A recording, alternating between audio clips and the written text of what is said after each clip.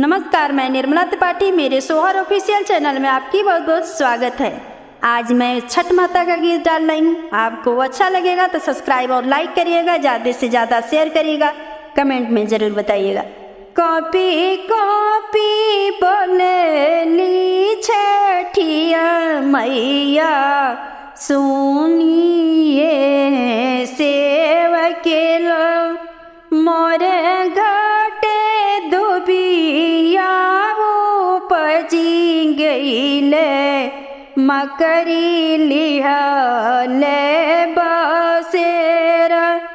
Copy copy बोलेले सूरजे माला, सुनाए सेवके लोग मोरा चौरा दुबिया जनम लिहले, मकरी लिहले बसेरा।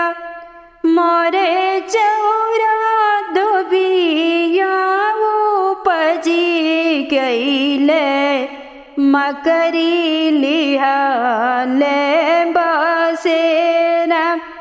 हाथ जोड़ी बोलेले सेवक लोग, सुनिए छठी माँ। हाथ जोड़ी बोलेले गोल्डन बाबू, सुनिए छठी माँ। रौरा घाटे दुबिया गढ़ाई देबो, मकरी देबो उजर।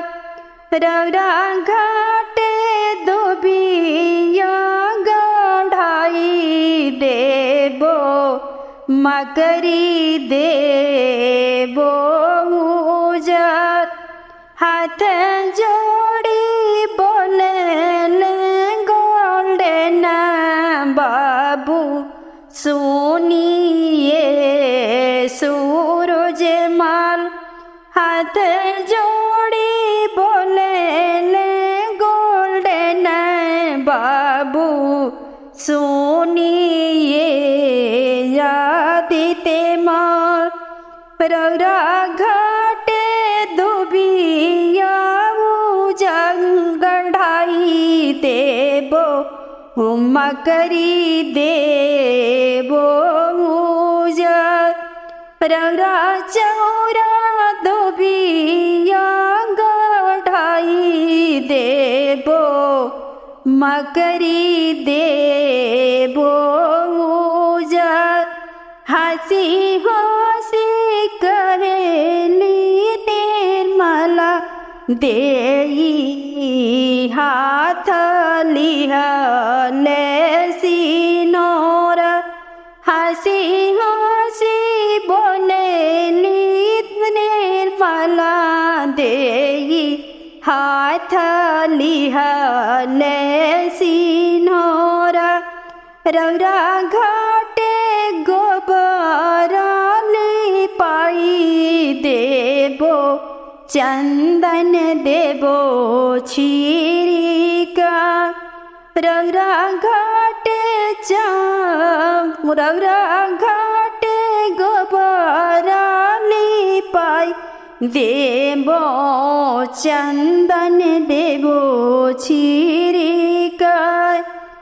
कॉपी कॉपी बोलेली छठिया मैया, सुनाए सेवके लोग मोरा घाट दुबिया उपजी गईले, मकरी लिहले बसेर। मोरा घाटे दुबिया उपजी गईले, मकरी लिहले बसेर। हाथ जोड़ी बोलेले गोल्डन बाबू, सुनिए छठी माँ। हाथ जोड़ी बोले ले गोल्डन बाबू सुनिए छठी माँ रौरा घाटे गोबरा लिपाई देबो देबो तुलसी लगा हाथ जोड़ी बोले ले गोल्डन बाबू सुनिए आदित्य माल रौरा चौरा दुबिया गढ़ाई देबो देबो चंदना छिड़का रौरा घाटे चंदनी छवाई देबो देबो कोसिया भराय रौरा घाटे चंदनी तनाई देबो देबो कोसिया भराय हाथ जोड़ी बोले ले गोल्डन बाबू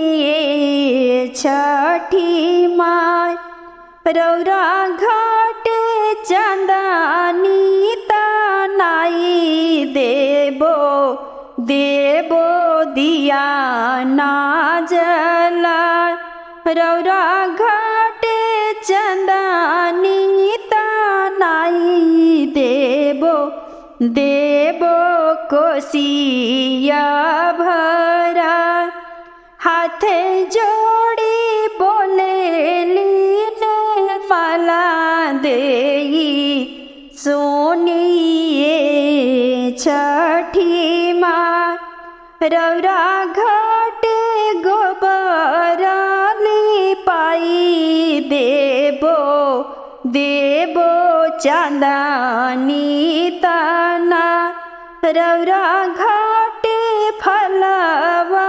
मंगाई देबो देबो कोसिया भरा रौरा घाटे मुखिया मंगाई देबो देबो दिया ना जरा रौरा घाटे बजना बजाई देबो देबो दूधवा के अरई रौरा घाटे फलवा मंगाई देबो देबो कोसिया